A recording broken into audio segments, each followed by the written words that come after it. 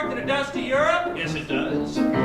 It starts the minute you check in. Departure time is at noon. I've got moved in the snack bar and quick it's leaving soon. 1 o'clock and you're at the gate. 2 o'clock and the flight's still late. When you finally leave, it's 8. And how do we go? We fly. We fly. How do we go? We fly.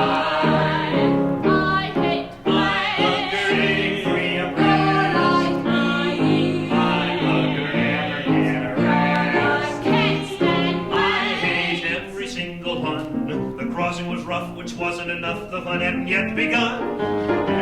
The seat was throwing my back out, and there I was with a book, when suddenly there's a block out, and everywhere I look is a picture of Doris Day. 90 minutes of Doris Day. There was nothing to do but pray. And how do we go? We fly. Why? How do we go? We fly. I hate planes. Most of all,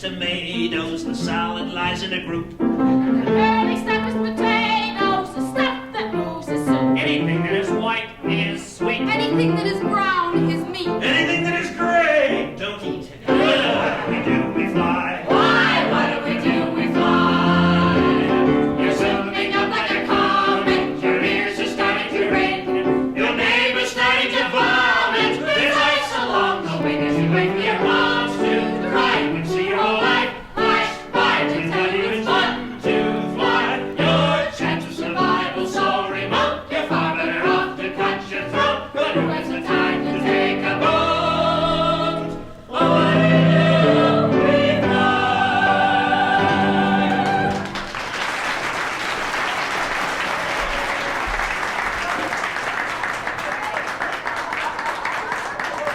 Thank you, music lovers.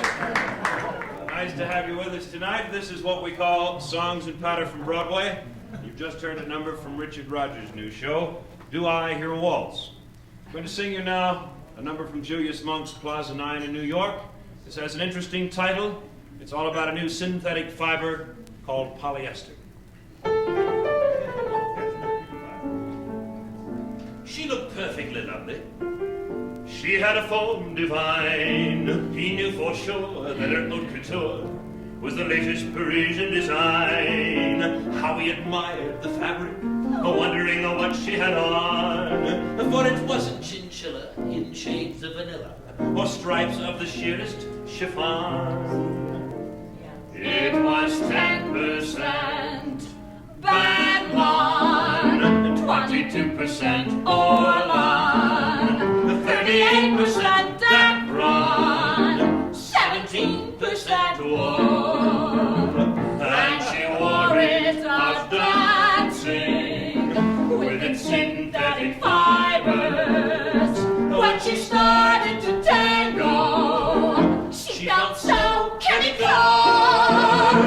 Every strand was acrylic. What a wonderful blend. Every moment idyllic in the arms of a friend. To his pastor's insistent, she was wrinkle resistant. For she wore where he pressed her polyester. You don't have to iron it. No. You just wash and wear it. A girl can rely on it. It won't shrink, you can't tear it. For it's 2% nylon, 12.5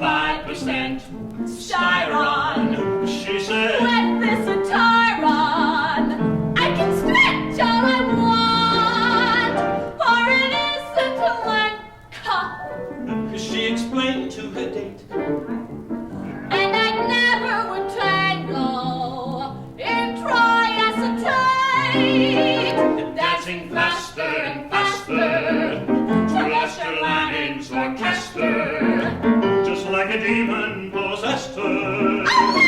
Polyester! It's got wearability where other clothes lack it, and such versatility, it won't crush when you pack it. For it's 2% trillium, and the lining is million. Every Tom, Dick, and William who's been watching her pass suddenly saw her thigh slip as her date make a sly quip. Caught her dress in his tie clip. It snagged at the last. It unraveled completely, but she was tangoing bare. Then she cried indiscreetly, I've simply nothing to wear. he didn't mean to divest her, to annoy or molest her. He merely did it to test her. Polyester!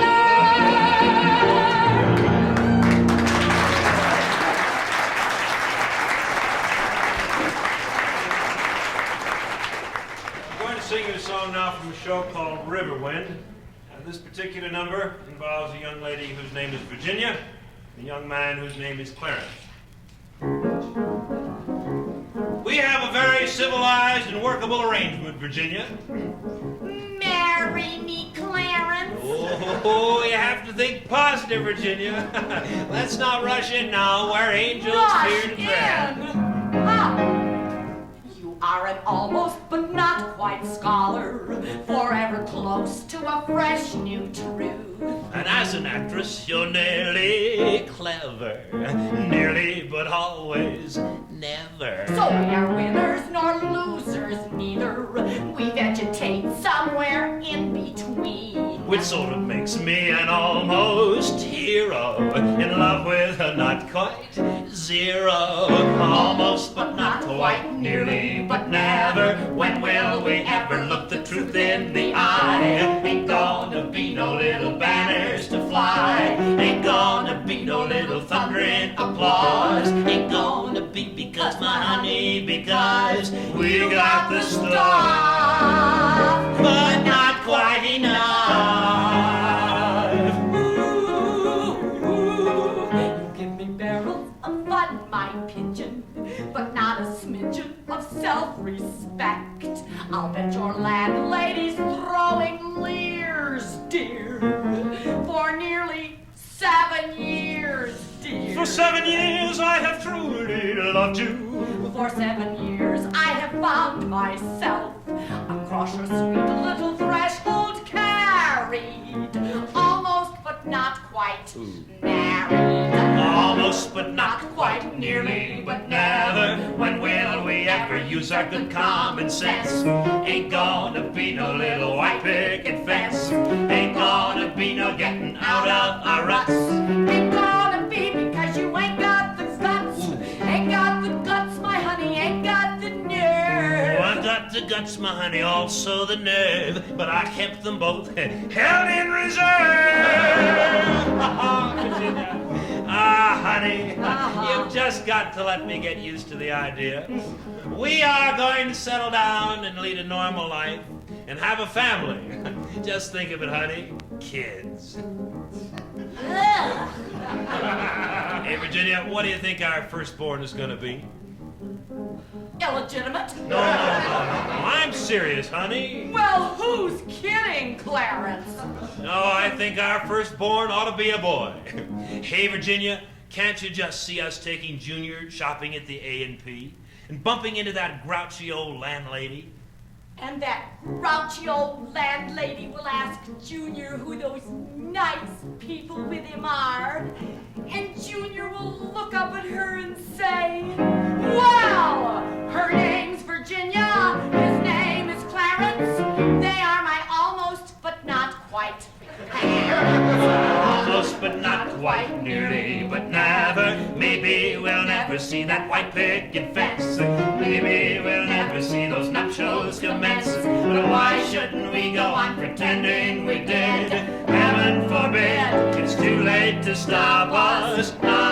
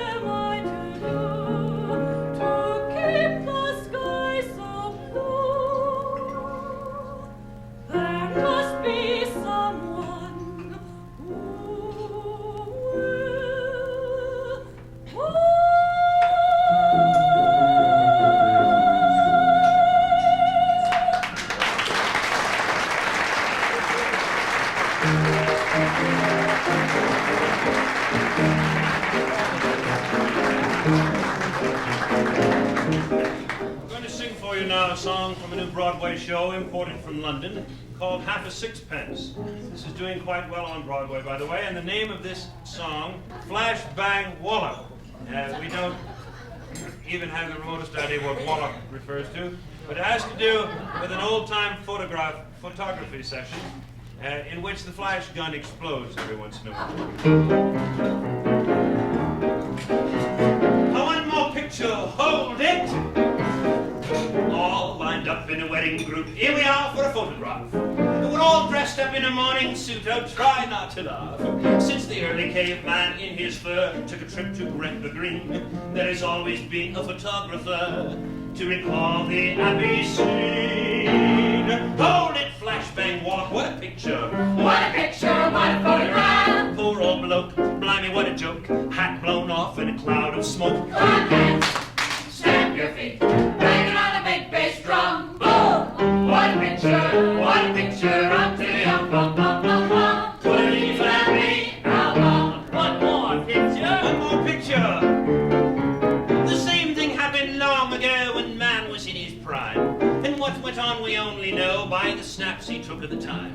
When Adam and Eve in their birthday suit decided to get wed, as Adam was about to taste the fruit, the man with the camera said, red. Holy flashbang, what a picture! What a picture, what a photograph! Poor old Eve, there was nothing on. Face all red and her fig leaf gone. Stamp your feet, banging on a big bass drum. Oh, what a picture of the young bum bum bum bum. Put it in your family album. One more picture. Yes, one more picture. You've read it in a folio or seen it in a Shakespeare play. How Juliet fell for Romeo in the merry, merry month of May. And as he climbed the orchard wall to reach his lady fair, as he tumbled, she began to bawl. As he floated through the air. Holy flashbang, what a picture! What a picture, what a photograph! Poor young chap, what a night he spent. Tights all torn and his rapier bent. Stamp your feet, banging on a big bass drum. Oh, what a picture of the young bum bum bum bum. Put it in your family album. One more picture. Exhausting song. King Henry VIII had several wives, including Anne Boleyn, and he kept an album of their lives with all their photos in.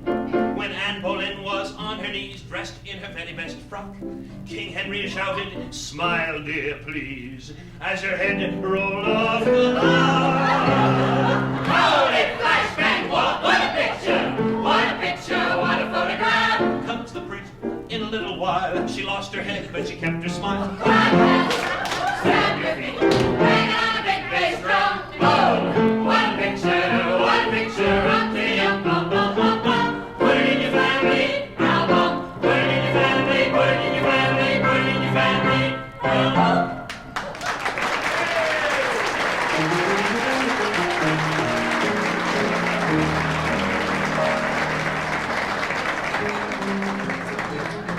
You may remember when we were next door where the old mother lode is now.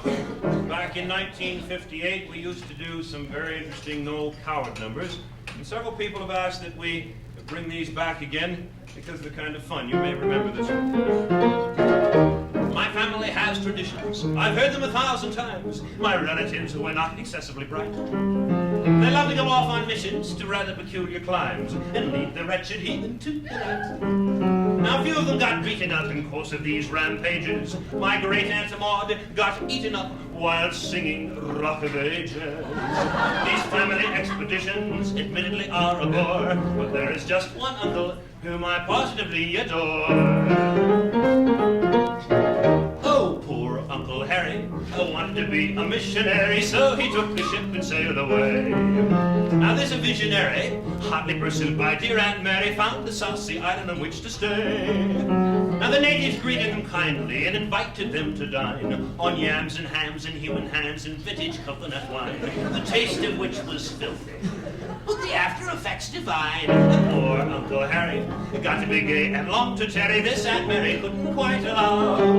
Now she lectured him quite severely on a number of church affairs, and when she went to bed he made his getaway down the stairs, for he longed to find an answer to a few of the maiden's prayers. Uncle Harry's not a missionary now. Uncle Harry, after a chat with dear Aunt Mary, thought the time had come to make a row. Now he lined up all the older girls in one of the local sheds, and while he was reviving them and tearing himself to shreds, they pulled their Mother Hubbards off and tied them around their heads. Uncle Harry's not a missionary now. He's awfully happy, but certainly not a missionary now.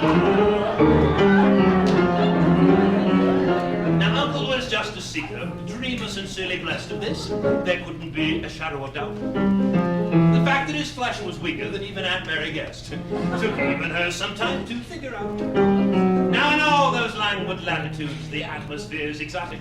To take up moral attitudes would be, oh, too idiotic. And though nobody could be meeker than Uncle admitted before, I bet today he's giving way at practically every pore. Oh, poor Uncle Harry, having become a missionary, found the natives' morals rather crude. He and dear Aunt Mary swiftly imposed an arbitrary ban upon them shopping in the nude. Now they all considered this silly, and they didn't take it well. They burned his boots and several suits, and wrecked the mission hotel, and they also burned his Macintosh. which made a disgusting smell. Now, sweet old Aunt Mary, though it was revolutionary, thought her time had come to take a bow. Now Uncle Harry looked at her, in whom he had placed his trust. His very last illusion broke and crumbled away to dust. For she placed a flower behind her ear and frankly exposed her bust. Uncle Harry's not a missionary, he's a Harry, but he's certainly not a missionary, no.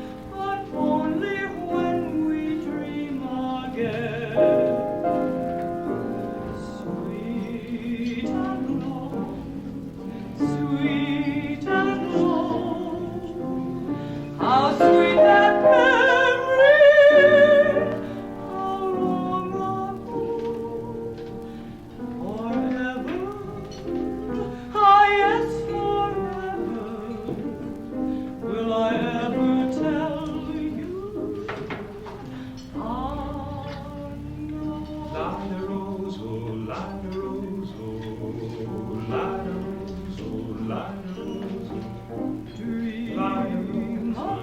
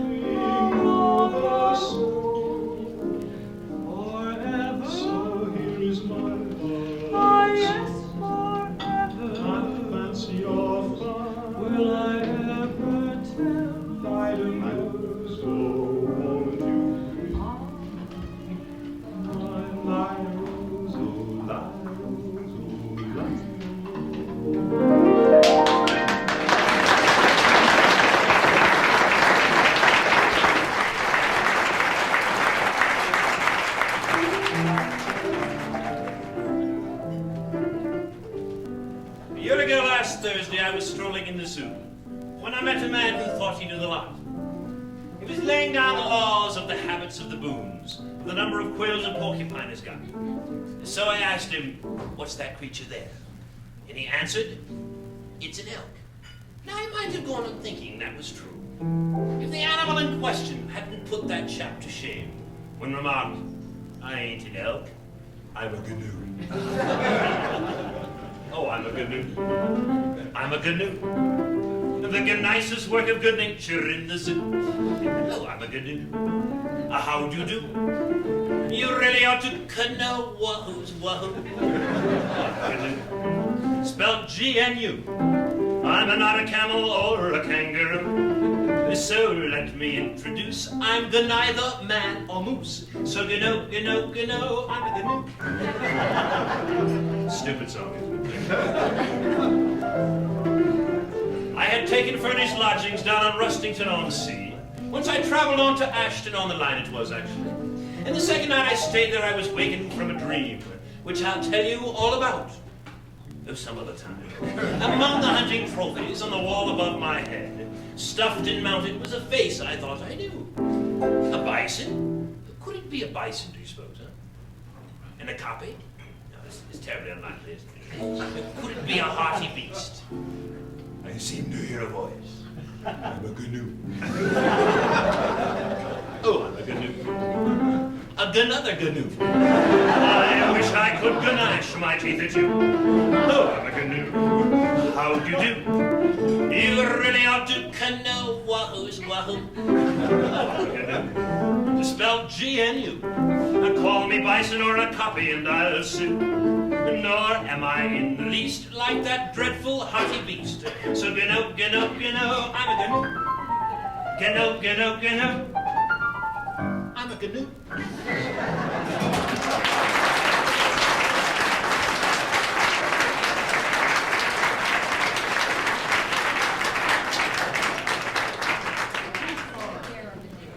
How about a winter song? Would you like a winter song? In Aspen, Colorado, a skiing party town. I'm out to try the ski runs, the best for miles around. I went up standing up, but I came down sitting down. Masses in the cold, cold ground.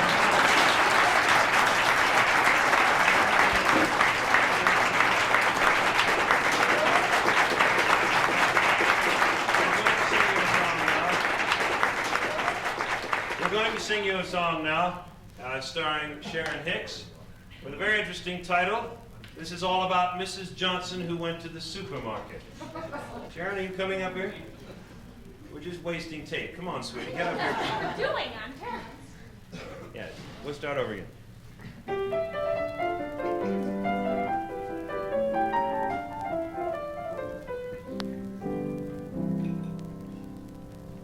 Kleenex, table napkins, bird's eye meat pies, instant silver dip, Kraft's Miracle Whip, and Libby's French fries, Swift's premium bacon, a pound of parquet. What a wonderful time Mrs. Johnson had at the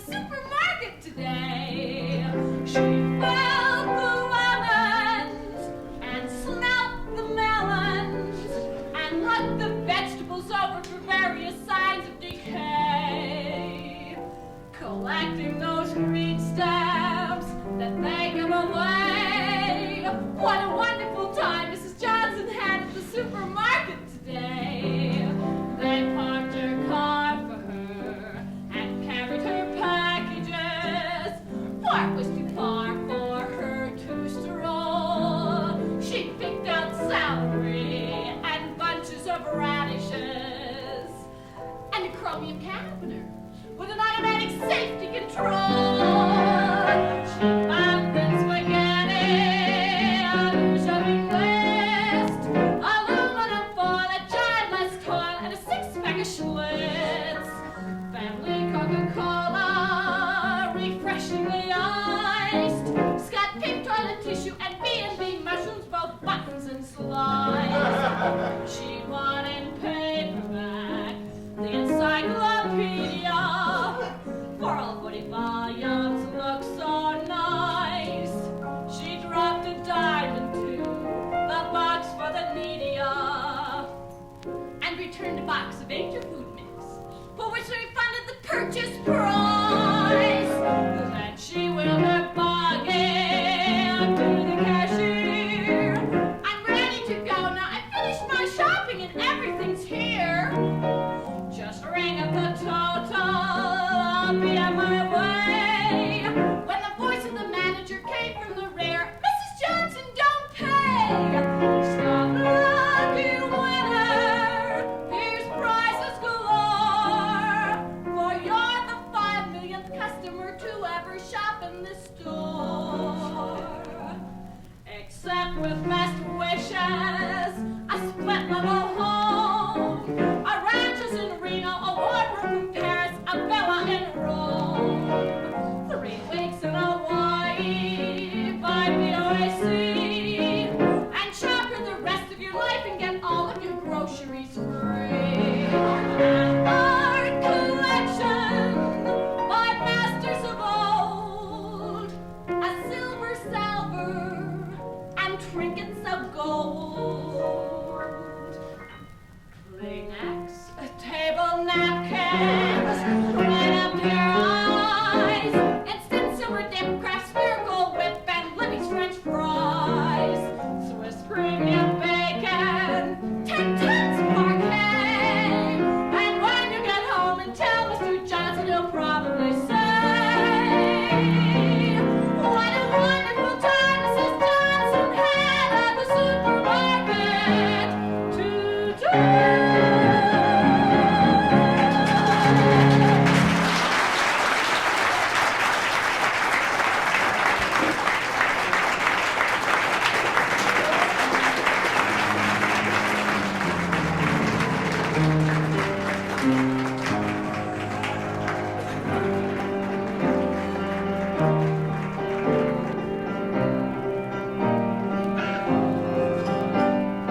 Patriotic citizens of America, into what condition have we lurched?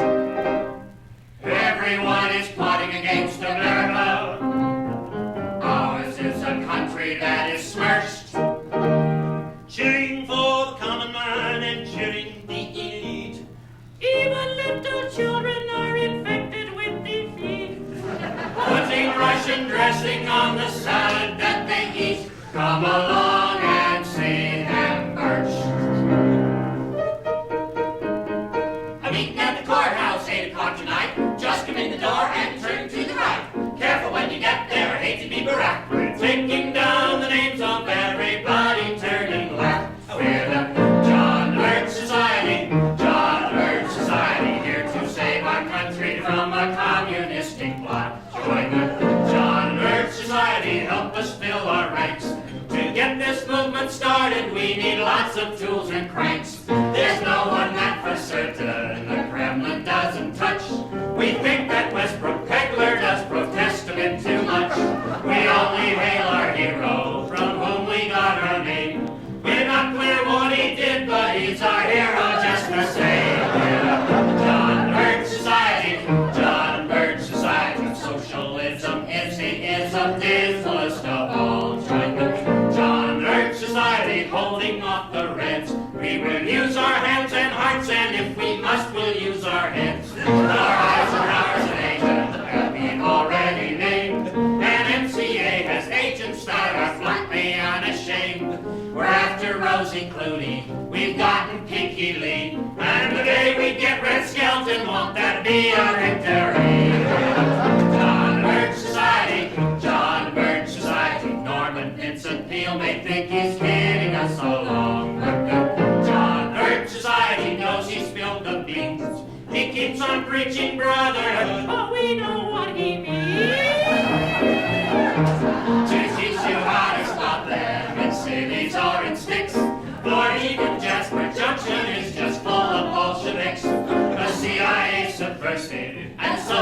W-S-C-C.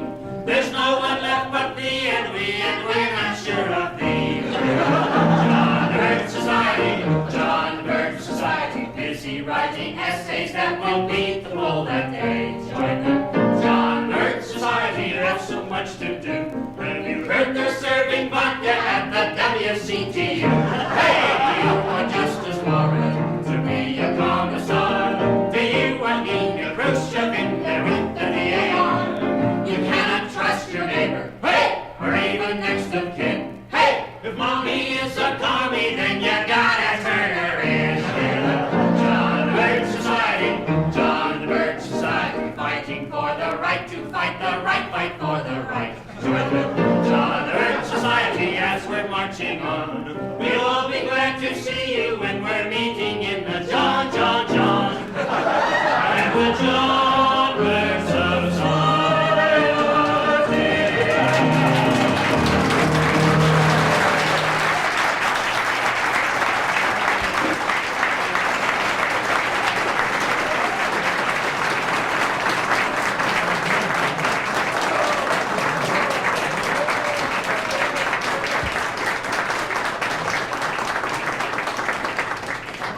Thank you for this unprecedented applause. Let me show you what we have here for you tonight. This is our record, which we have in both stereo and mono, and we happen to be overloaded with them. I wonder why. And now, we direct your attention to our first encore, which will take place over at that side of the room.